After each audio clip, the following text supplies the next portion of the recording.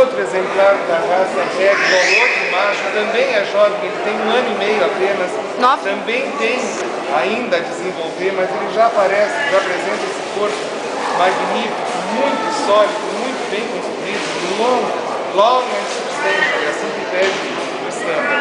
A cauda longa, bem plumada, proporcional ao corpo, patas longas e fortes, excelente estatura e musculatura. Uma cabeça muito bonita, bem desenhada, um lindo perfil, linda forma de olhos, linda cor de olhos, linda colocação de orelhas. De novo, um pelo exuberante, muito delicado, muito gostoso de tocar.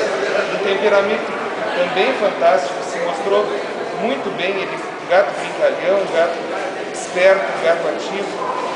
Um excelente exemplar. Foi meu melhor Ragdoll de hoje, meu segundo pelo longo de hoje, meu segundo adulto ao vivo.